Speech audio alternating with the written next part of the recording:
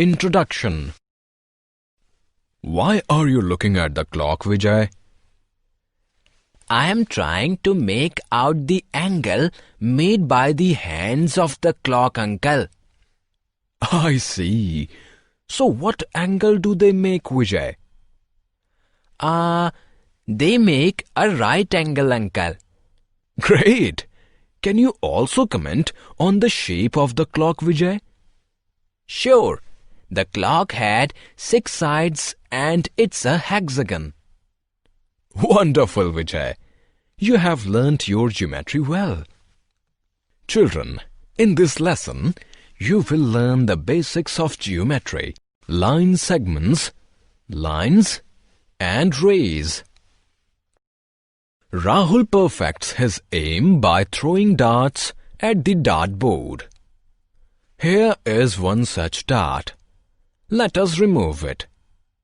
What do we observe? The dart has left a mark on the dartboard. The mark is called a point.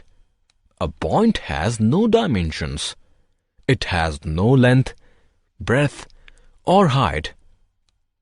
Let us remove another dart to reveal another point. We name the 2 points A and B. We now join the 2 points. We get the line segment AB. A line segment has a definite length. It has 2 endpoints. Can we draw another line segment between 2 points A and B? No. Only one line segment can be drawn between any 2 given points. Look at this thin strip of rubber. Let us nail it to the wall and name the point C. The other end of the rubber is free. Let us stretch it. First a little, then a little more, and then some more. What we get is a ray. A ray has only one end point. It can be stretched in the opposite direction infinitely. Let us now remove the nail and stretch the rubber in other direction. We now have a line. A line has no end points. It can be stretched in either direction infinitely. Polygons. We can form different shapes by enclosing them with line segments on all sides. Such closed figures are known as polygons. Polygons have different names depending upon the number of line segments they use. Here we look at the following types of polygons. They are triangle, quadrilateral, pentagon, hexagon, heptagon, octagon, nonagon, and decagon. Now we will learn more about each polygon one by one in details. We take 3 pieces of plastic and join them to form a towel hanger. We have created a triangle. A triangle is a polygon made up of 3 line segments. It is the smallest polygon possible. We use 4 pieces of carved wood to create a photo frame. We have created a rectangular photo frame. A rectangle is a 4-sided polygon. It is made up of 4 line segments. Look at this image of US Army headquarters. It is known as pentagon, as it has 5 sides. A 5-sided polygon is called a pentagon. Here is a clock. Let us provide its borders. We have a border of 6 line segments for the clock. A hexagon is a polygon made up of 6 line segments. Let us create a wall hanging using 7 straws. The rainbow wall hanging with 7 line segments is ready. A 7-sided polygon is called a heptagon. This is the image of the ceiling of a chapel in Germany. It has 8 sides. An octagon is an 8-sided polygon. Look at this image. It is the Bahá'í's house of worship. All Bahá'í's house of worship have 9 sides. A nonagon is a polygon made up of 9 line segments. Here is an old $5 coin from Hong Kong. It has 10 sides. A polygon with 10 sides is called a decagon. Angles. Any 2 adjacent sides of a polygon form an angle between them. An angle is the space between 2 lines, line segments, or rays that move away from one another from a common point. The measure of an angle is specified in degrees. Let us take a look at 3 types of angles. They are right angle, acute angle, and obtuse angle. Now we will learn them one by one in details. Look at this scene. In this, a ladder is standing with the wall.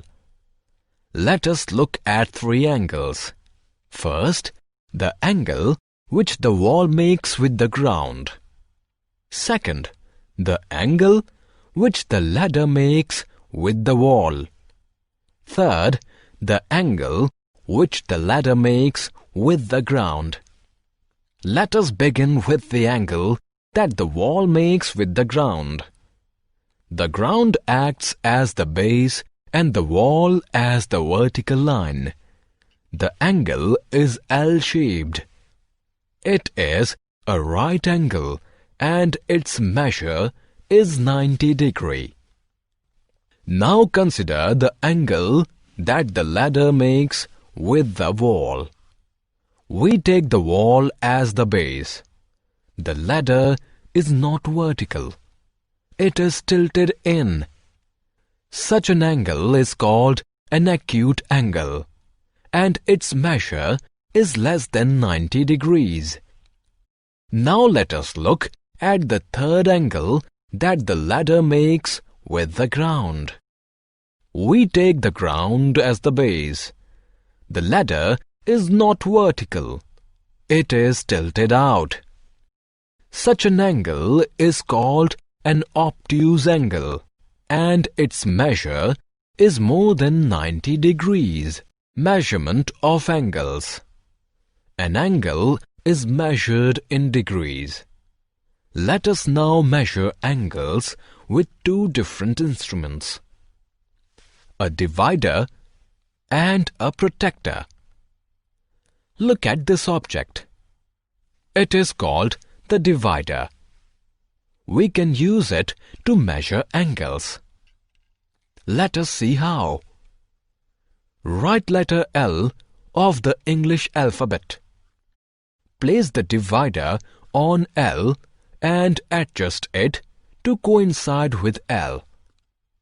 Lift the divider up.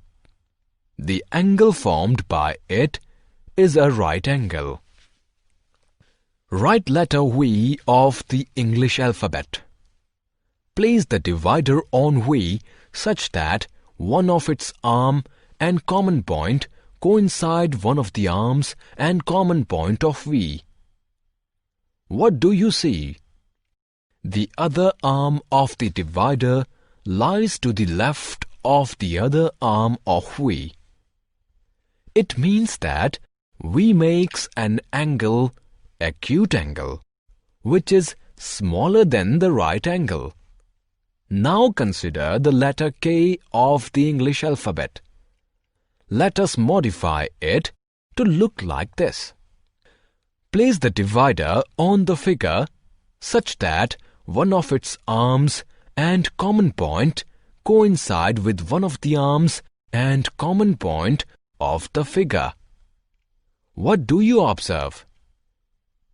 The other arm of the divider lies to the right of the other arm of the figure.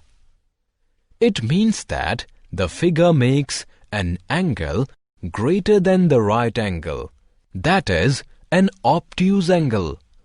Therefore, we can measure a right angle, an acute angle, and an obtuse angle with the help of a divider.